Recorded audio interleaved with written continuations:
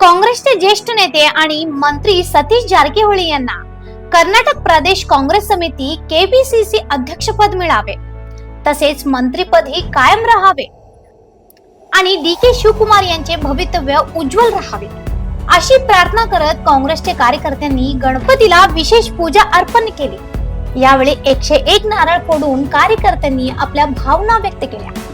शहरातील चन्नम्मा चौकाजवळ गणपती मंदिरात काँग्रेसचे जिल्हाध्यक्ष विनय नावलगट्टी यांच्या नेतृत्वाखाली अनेक कार्यकर्ते एकत्र जमले आणि विशेष पूजा केली। यावेळी बोलताना विनय नावलगट्टी यांनी सांगितले की सतीश जारकीहोळी यांनी राज्यातील काँग्रेस सरकारमध्ये 3 वेळा मंत्री म्हणून काम करत विकासाला नवी दिशा दिली आहे। त्यांच्या दीर्घ राजकीय कारकिर्दीच्या पक्षावरील निष्ठेचा आणि वरिष्ठतेचा विचार करून पक्षश्रेष्ठांनी त्यांना केपीसीसी अध्यक्षपदाची जबाबदारी द्यावी अशी मागणी त्यांनी केली।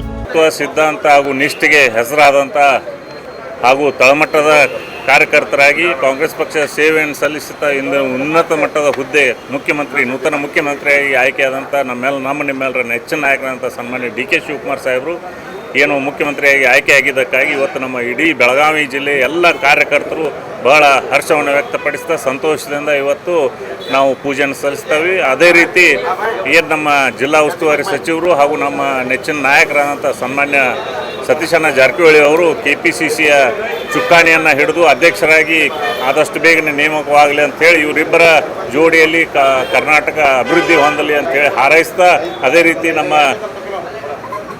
ಲಕ್ಷ್ಮೀ ಹೆಬ್ಬಾಳ್ಕರ್ ಅವರು ನೂತನ ಉಪಮುಖ್ಯಮಂತ್ರಿಯಾಗಿ ಪ್ರಥಮ ಉಪಮುಖ್ಯಮಂತ್ರಿಯಾಗಿ ನೇಮಕ ಆಗಬೇಕಂತೇಳಿ ಹಾರೈಸಿ ಇವತ್ತು ನಾವು ಇಲ್ಲಿ ಗಣೇಶ ಮಂದಿರದಲ್ಲಿ ವಿಶೇಷ ಪೂಜೆಯನ್ನು ಸಲ್ಲಿಸಿ 101 ತೆಂಗಿನಕಾಯಿ ಹೊಡೆದು ಹಾರೈಸ್ತಾ ಇದ್ದೀವಿ।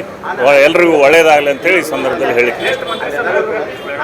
ಬೆಳಗಾವಿ ಅತಿ ದೊಡ್ಡ ಜಿಲ್ಲೆಯಾಗಿರುವುದರಿಂದ ಕನಿಷ್ಠ ಪಕ್ಷ 3 ಇಲ್ಲದ ಕಡೆ 4 ಆದರೂ ಕೊಡಲೇಬೇಕಂತೇಳಿ ನಾವು ಈ ವಿನಂತಿಯನ್ನು ಮಾಡ್ತಾ ಇದ್ದೀವಿ।